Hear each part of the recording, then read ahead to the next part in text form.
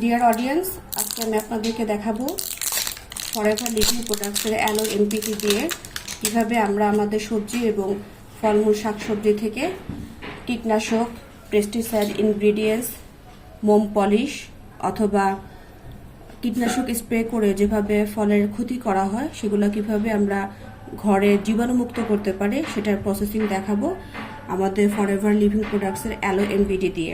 Aloe একটা natural cleanser যেটার মধ্যে অ্যালোভেরা রয়েছে এবং খুবই ন্যাচারাল ইনগ্রিডিয়েন্টস যা কোনো ক্ষতি করে না আমাদের ভেজিটেবল এবং শাকসবজির। এখানে আমি একটা এমপিটি নিয়েছি এবং আমি বোতলে পানি নিয়েছি, নর্মাল পানি। জাস্ট এই নর্মাল পানির মধ্যে এমপিটির আমি 2 থেকে 3 ড্রপস ঢেলে দিব, কারণ আমাদের এত এমপিটি ইউজ করার প্রয়োজন নেই, অল্প একটু নিলেই এনাফ। এভাবে নেওয়ার পরে আমি স্প্রেটা দিয়ে দিলাম।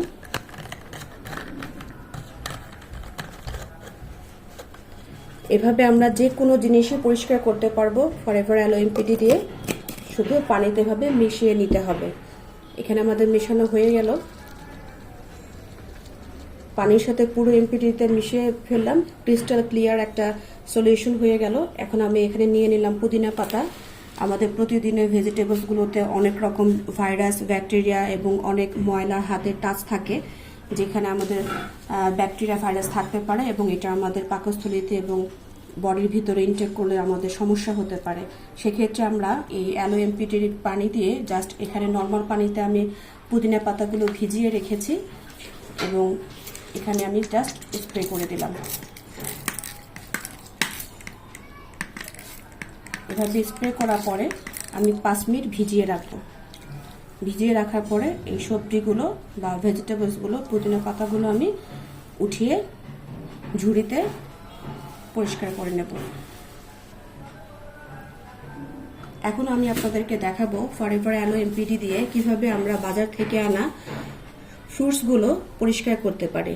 সাধারণত ফ্রুটসগুলো আমাদের অনেক হাত হয়ে তারপরে আমাদের কাছে আসে এবং অনেক সময় কোল্ড স্টোরেজে রাখা হয় এবং অ্যাপেলের উপরে এক ধরনের মোম পলিশ করা হয়ে থাকে, আমরা প্রায়ত দেখি। কিন্তু সেই মোম পলিশটা কিন্তু অরিজিনালি আমাদের ক্ষতি করে পাকস্থলীতে গেলে, কারণ অ্যাপেল হচ্ছে একটা ন্যাচারাল জিনিস, কিন্তু এটার উপরে যখন মোম পলিশ করা হয় তখন কিন্তু এটাকে